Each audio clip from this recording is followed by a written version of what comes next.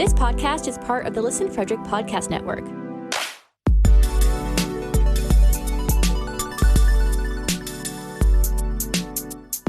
To learn more, visit listenfrederick.com.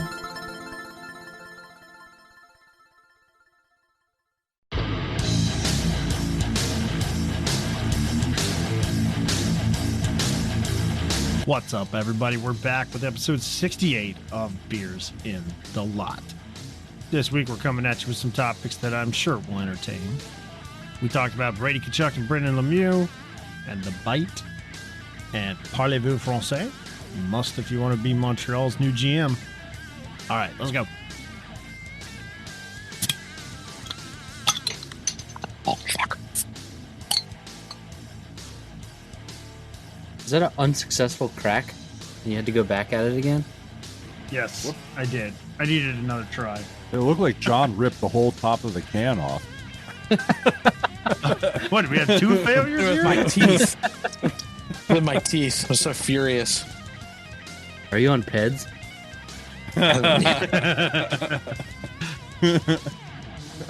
Yeah, I'm still jacked up from all the turkey I had the other day.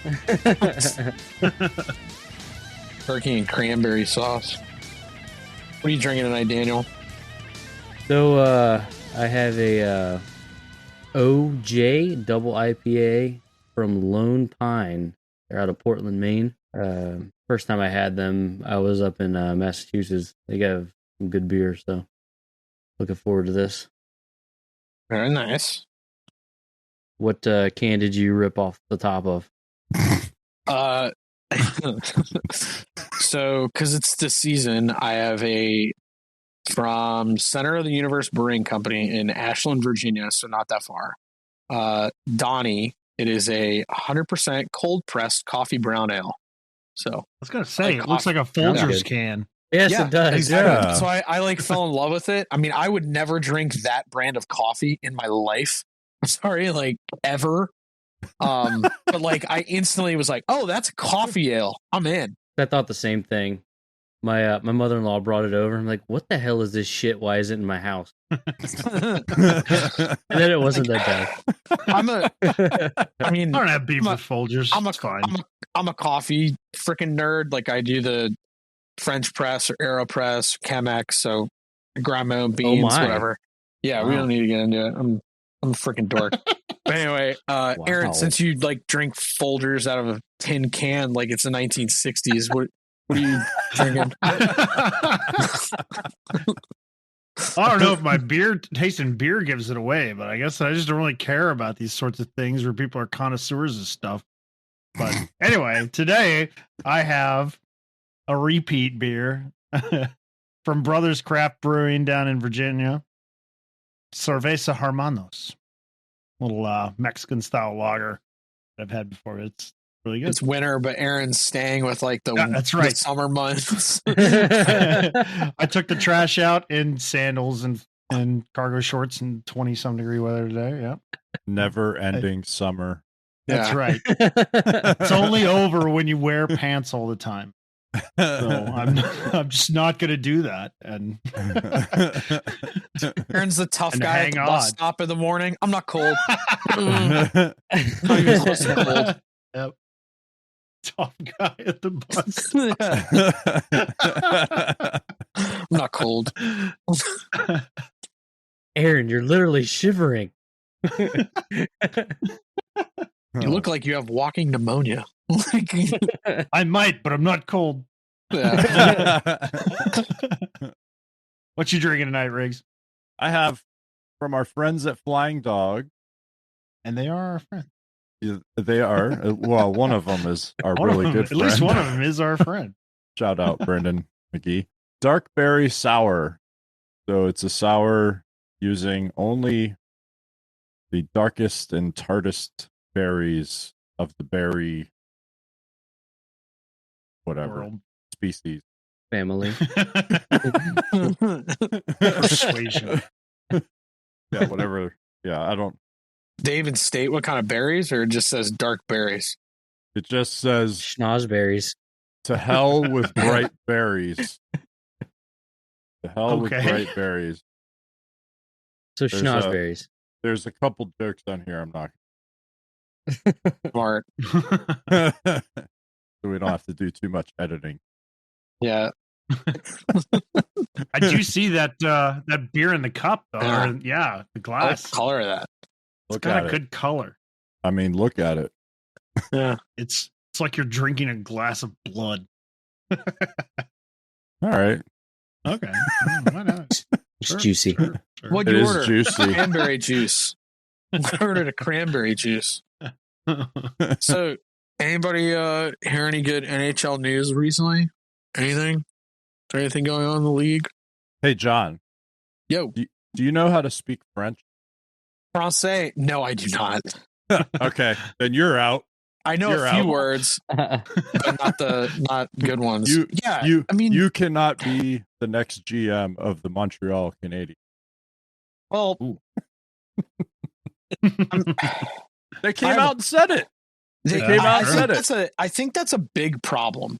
I think, especially in this day and age, there's so many young minds, bright young minds, or like people who are eager for positions that could help out that organization. But because you're not a dual linguist, you're automatically out. I do like the fact that they have an experienced GM who, like, say whatever you want, like, he built the New York Rangers and they're doing fine. They've done well in the draft so far. They've identified some pretty good young players that look like they're doing well. So like Jeff Gordon's American. So that's a good start as a president of hockey ops. And I think what he wants to do is kind of guide the team and not really be the day-to-day face-to-face person with the media, which is probably a good thing for him because he doesn't speak French. But the fact that you already came out and said your next GM has to be French, that like nixed a good chunk of guys because they're not francophones. Like, I don't know. It doesn't strike like super smart to me at the moment. But I didn't want the job anyway. How many guys do they have in line that are, could speak French and English? Probably not many. Daniel Briere, Matthew Darsh. Those are two guys that are like highly regarded around the league, but they're two. So two at the moment. Correct. but Danny Briere, how much, he had executive East Coast experience. Okay. So it's not, yeah, exactly. It's not like, I don't know, man. That seems like a short list. It does. Yeah. It seems like there might be a lot of other very qualified candidates available despite not having Rosetta Stone at home. Yeah. Fire up your Duolingo. If you haven't, you're out of work as a hockey GM. Yeah. Well, the other problem too, I kind of have you don't know what's going to happen with Dominic Ducharme in terms of him being the head coach for however long it's going to be. We don't know. But before that, they had Claude Julien and Michel Therrien, both spanning 5 years each, so 10 years pretty much. They were at the helm. The two of those guys did okay. Those were both retreads from previous. Those two coaches, and they also had Bob Gainey serve 2 different stints as interim, and they also had Alan Vigneault there like once or twice too. So what are you really accomplishing by like shrinking your pool so small and then just having retreads of the same people in and out of your organization, all because they have to be able to speak French? And I think in that market, I could be totally wrong. I think if you have, anyone really, if they can speak the language of hockey and deliver a promise of like Jeff Molson came out and said it today, we want, to restore a winning, a culture of excellence, blah, blah, blah, all the good things an owner should say, yada, yada, yada. Well, guess what, dude? Like, there are other organizations doing it, and they're not like, they may have a guy or like an archetype they want in that person or group of management people, but they're not going, oh, I don't care whether they're Swedish, Finnish, American, Russian, they don't care. It's more like, can you handle hockey and do it well in an organization? That's the requirement. It just seems really silly that they're prioritizing the language. Why? It doesn't matter. I mean, it does matter for culturally. Right. Yes. I understand we have to recognize the cultural significance of the Montreal Canadiens in the history of Canada. And as the history of hockey paralleled the history of Canada as it was becoming an independent, commonwealth from, the kingdom and all that good stuff, right? Like, sure. Like there was that franchise played a huge role in defining what it meant to be French Canadian as the country was finding its independence and its footing, on the continent. So I get it, but it's 2021. All that stuff happened a very long time ago, years ago. Correct. We do have to recognize that, and we do have to pay homage to that because it's a huge part of hockey history in of itself. It definitely progressed the game and propelled it, in its popularity, especially in Canada, right? Because you had the great Toronto and Montreal rivalry, which was really born out of English and French speaking, Canadian rivalry in the national political scene. So, you do have to recognize it, but they're at a point now where they're beyond that and they need to just make good hires. They need to hire good people, good hockey people, like John is saying, and start making good decisions to get that franchise back to the level of prominence that it deserved as an original six franchise. Because you can pay homage, you can be a French organization without people having to know French. I mean, if you want to conduct all your business in French, that's fine. I don't see why you can't sing the anthem in do the normal French things, yet like do your broadcasts, do it all in French. But if the GM doesn't speak French, who cares? He's gonna talk English to every other GM anyway. Like, it just doesn't matter. It seems so silly to prioritize les buts over the goals. You want the goals. You don't care if they're les buts or not. In other organizations, you go to another building, it's not les buts, it's a goal. No, Aaron, that's not true. When the other GM picks up and calls Marc Bergevin when he's in another town, I hope Marc Bergevin speaks French to him just to piss him off. As he's maybe that's what weights. They want. Maybe they just want to troll. No, the other thing too, like you keep hearing like this Patrick Waugh nonsense. I'm sorry. Hall of Fame goaltender, did really well for that franchise. Went to the Avs, did really well. I still fucking can't stand the way he left the Avalanche. Like it really irks me still to this day. He was lucky enough, and yes, he coached in juniors and did very well when he was part of the Quebec Ramparts. So fine. You were head coach there. You followed the lineage. You got a head coaching job at the next level, which is the NHL. But the fact he like pulled out, what was it, Riggs? Like 10, 12 days before training camp, something like that. Like he just, it wasn't even like he was like on rocks and Joe Sakic and him and the ownership were just like, you know what? This is not, we'll take a step back. We'll deal with it. Like he just like up and left in the middle of the night.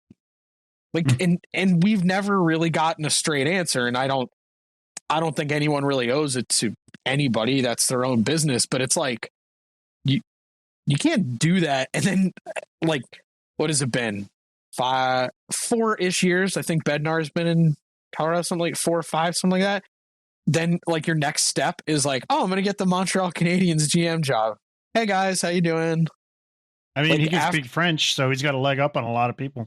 Yeah, he also left the organization like a scumbag. Didn't he? Does it matter? If they need somebody to sit in that job, only person who can speak French who can sit in that job, then if you apply and you've got any kind of credentials, you've got a really good shot, I think. If they're going to make the stipulation that you have to speak French, I would apply. Sure. Why not? I'm surprised they don't have people off the street applying. Like, honestly. It's still actually in Montreal. I bet there are people that are sending their cover probably letter are. right now. There's somebody in my locker room. Just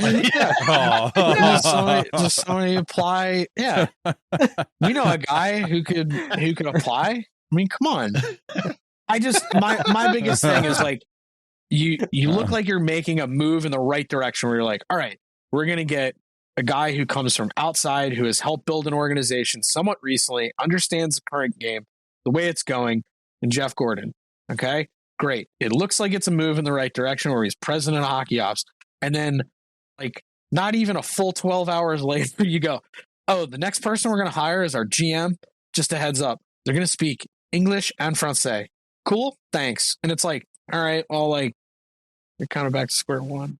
Like, I just feel like there's no steps forward. Right?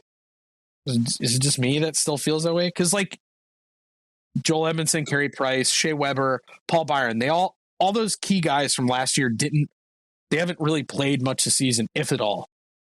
Okay. So I wouldn't say like reasons why they're playing so bad, but like there's reasons. Yeah. You have reasons. Look, but also at the same time, like you have to kind of step back as an organization. What do you want to be? I don't think they know what French. they want to be. That's what they want to be. Clearly. They want to be French. That's what they're saying. They want to stay as French as possible. Aaron, there's not even a Francais player on the roster. That's the thing that bugs me too. If they're going to say we only want to hire people who speak French, that means that's their priority. Winning is not their priority. Being French is the priority. That's what they want as an organization. Hot take. That's Aaron. it. I like that. That's my take. No, that's my take. Look, man, it's not because like they went to the Stanley Cup final. Should they have been there? Probably not. Probably not. They were there. So now it's a matter of, okay, what moves you're going to make to get back or at least make another run.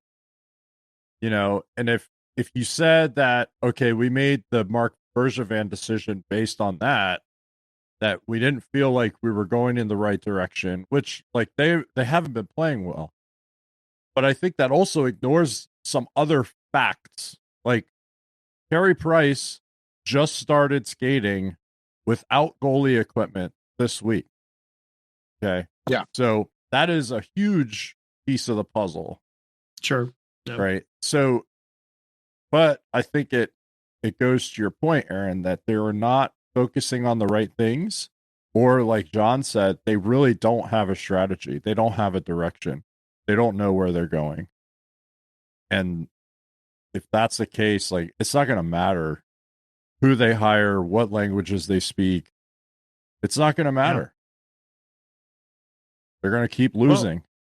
Well, the GM, I think, plays such an important role in basically prescribing the direction that the team should go in. Absolutely. By all the moves that they build the team. So I mean, it stands to reason that if you're hiring somebody who wants to win or somebody who's going to help you win to the position that is most key and influential in building the team to win, then I don't see why being a polyglot is more important than knowing hockey. I mean, it seems like a weird stance to take. And it definitely, I'm going to stand by what I said. They want to be French more than they care about winning on the ice. And the one thing like I've seen, I read, and I've like dug a ton into stuff because I like Mark Bergevin. Like not so much for what he's accomplished, but all the other shit, his dress and the hair, and his clothes. And that dude is jacked. Yeah, he's he's wearing schmedium polos everywhere. I love it. But I guess like when he was in New York, they had John Davidson as president of hockey ops, and Jeff Gordon was kind of similar to what the Penguins have now, where the president of hockey operations in like Brian Burke is way more in front of the camera doing interviews and whatnot than Ron Hextall. Because Ron Hextall is kind of like, I want to run the team. I realize being in the media is kind of what I have to do. Brian Burke has no problem dealing with media, and Brian Burke's actually very good at dealing with media. So I think one reason why they, and maybe this is just like their idea of it, we're going to hire Francophone intentionally to deal with the day-to-day stuff, where Jeff is more going to be going, I'm going to build it out. We'll figure it out together, but I don't really want to deal a lot with press in dealing with all that nonsense. That could be it. That could be it. But the other thing too, at some point, like we all know, it's very hot in Montreal. Like we joke like about all the nonsense Toronto gets. In Montreal, it's worse. It's way worse. And especially now that it looks like, especially that the playoffs are essentially totally lost. Like it's just not happening. I think, they still got to figure out what the hell they're going to do this season with all the players that either aren't playing or coming back, or, the trade deadline's coming up. I mean, granted it's a few months away, but like, what do you want to be? What are you going to do? And I think the draft's in Montreal this year, I think. Oh boy. So have fun. Have fun. That's all I'm going to say. Have fun with that. It's a shame. It's a shame.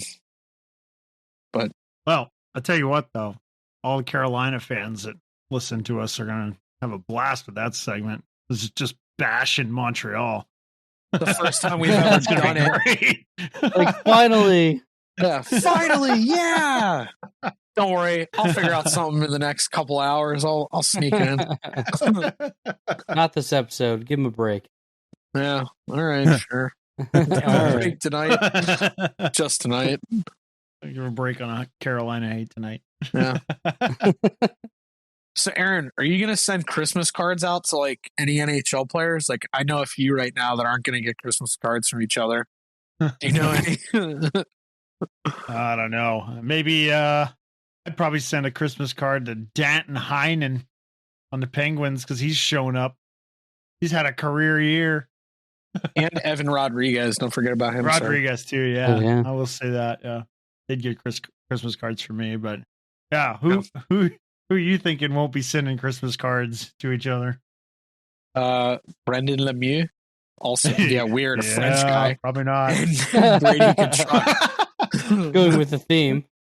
Yeah. I want to see the Lemieux and the Tkachuk on Family Feud. Oh, God. Can you imagine that? Well, the only thing that's like kind of comical about it. So, Eric Lindros bit Marty McSorley. Mark Savard bit somebody. Somebody bit Letang. Hartnell bit Letang. There was a Canuck. Edler? Was it Edler? Oh, yeah. It was Jarkko Ruutu bit Andrew Peters. When he was I thought Edler. That's not who I'm thinking of. Marchand. I thought Edler got bit. Yeah, He Marchand bit him. No, he licked him. Didn't He licked Ryan Callahan. No, he bit Edler too, didn't he? Somebody bit in Edler. the final. I don't think Marchand bit him. No, somebody did. It's only been a few times. It's only been a few times people have bit that dude's been chomped. Others. Yeah, he's been chomped. Well, Aaron, the best is Aaron. It was kind of funny because like earlier on Saturday, when Panarin threw his hockey glove at Marchand, I instantly thought of the Austin Powers character. Aaron, what's his name again? Who throws a shoe? Who throws a shoe? Yeah. Honestly, random task. That's it. It wasn't Odd Job. It's Random Task. Odd Job was in Goldfinger. Yeah, that was the guy in the Bond. I just like Random Task making fun of. I like Brady Tkachuk when he goes in the box, right? He has to go in too because it was a big brouhaha. And he's like showing the linesman his hand, and he's like, "Look, there's teeth marks." Like when George takes the number 2 pencil out of John Voight's car, to Tim Watley's house when they're having like the party where all the dentists are there to like ID the teeth marks on the pencil. It was like the same thing. Great. Oh. I'm just kind of shocked though. Like the comments he made I guess it was yesterday at this point, about how like no one wants him in the league and all that stuff. I'm like, man, what like talk about a dude. Yeah. Talk about a dude that cut and whoever the guy is. I heard his Twitter handle earlier today and I already forgot it. The guy who paid Gilbert Godfrey on Cameo to read the Tkachuk statement is next time something in the league happens, I'm going to do the exact same thing. I'm going to get Gilbert Godfrey to do it. I swear I am. Like, I love it. I was like, and the best is like Gilbert Godfrey had two things. His voice is still like annoying, but funny at the same time. He had no clue who any of the people are. Oh no. Like, he was even like NHL. Like he had no freaking clue. Saying that he kept pronouncing the T. The silent T in Tkachuk. Fantastic. He had no clue what he was saying. He was just like, great. Somebody paid me to do this. I'm saying it. Oh, and the worst part about all of it, like Claude Lemieux is calling his son like, good job. Like that guy's a scumbag. I don't even care. He was a total dipshit when he played. Yep. He was just, and he turtled all the fucking time too. I hate that guy. Still not a fan of him. Like, I just like scumbag. Actually, years ago when he bought Graph and we did the hockey show in Vegas, I like made the joke to like everybody behind me in line. I'm like, hey, when I shake his hand, should I tell him like Chris Draper says hi? And they're like, if you want to end up like him, you should say that. And I was like, oh, I'm half tempted to, like, just to see, like, can you imagine that? Like, get this little guy out of here. Like, get the fuck out of here. Like, just to see what he says. Just to, like, and of course, everyone's like, oh, that's so cool. I'm like, am I the only one here that remembers this? Like, hello? Like, guys, it's this fucking guy. Ugh. It's the guy. Guy. Yeah, it's the fucking guy. You fucking bundled Draper for a fucking reason. And then he turtled the rest of the series. But okay. Yeah, I was kind of shocked too. Like his teammates took so long to say something after. Like almost like a full 24 hours. John Cook's like, "Oh, he's totally cool. I'd like him on my team versus that kid." I'm like, not really like a. I don't know. They didn't really deny it, like on the Kings. Like, was he like standing around the corner, like getting ready to like? He had his mouth open with a bat or something. His mouth open, like what? Just looking at him. What is he going to say? I know. Other than, yeah, he's my teammate. He's on my team. I want him on my team. I'm going to support him because he's on my team. Fuck that guy. Like, right. He's not. Right. Yeah. How could you say that? Yeah. I would kind of rather see that. That's what you want to see. That's what you want to see, but that's not what we talk about it all the time. These guys never show any of that. They can't. Right. They cannot. They can't. If he says something about his teammate, then that's how you get waived. That's how you get sent away. But here's the thing. Do that. Here's the thing. If he's doing stuff like that on the ice in the public eye, what is he doing outside of all that? What is he doing and saying in the room or around his teammates and things like that? So that's where I kind of lean towards what Brady said, where he's like, hey, look, we all know who this person is. His teammates know who he is. He's not well liked in the league. And I think if you see somebody do that on the ice, like that kind of proves that even his own teammates don't fighting is like a problem. Him. Like I'm like, that's like street fight shit. Well, people don't do that. Babies do that. That's great. No, but for real though, it actually goes to what Eric just said about how you can't show, like, hockey players don't show emotion, but Brady Tkachuk was so confident that nothing would come of it when he shows emotion. He even said, I'm going to answer this one this time. Like, I normally would never do this, but I am confident that I can say these things because I'm right. and then Yes. nothing's going to come of it for me because I'm right. And Yes. and even his own teammates might support me. You think because the team's so bad this year, that's him just kind of blowing off a little bit of steam too? No. He said he prefaced that whole comment with, "I'm answering this one time," because he doesn't want to get asked about it again, and he's not going to answer any questions about it again. Yeah, He said, "I'm answering this one time," and he went off. Mhm. That's it. I know. I'm just curious because, like, not that LA is like, in a playoff spot, but they're having a better year than what's going on in Ottawa. So I'm just thinking, like, maybe that's part of it. Maybe he's like, "Fuck this guy, I'm done with this shit." Like, He may be a little bit upset about getting bit. Yeah, correct. That's what I think he was upset about. Right. I don't think he gives two shits about what the situation in Interesting LA take, is. I'm not saying LA, I'm saying Ottawa. But yeah, No, he knows the situation he's in there because that's why he signed that contract. Yeah. He knows that he's a piece. He knows he's making money. He knows he's a And piece of that that of what's going on there, and he is making his money. So he's there. He's bought in. He's the freaking captain. So I look at the way he responded to it, and I'm like, that makes sense. And I look at the way that Johnny Quick responds to it, and I'm like, what else can he say? He can't say anything other than that. So that's it. Yep. But Brendan Lemieux is a scumbag. He was a scumbag when he came up with New York.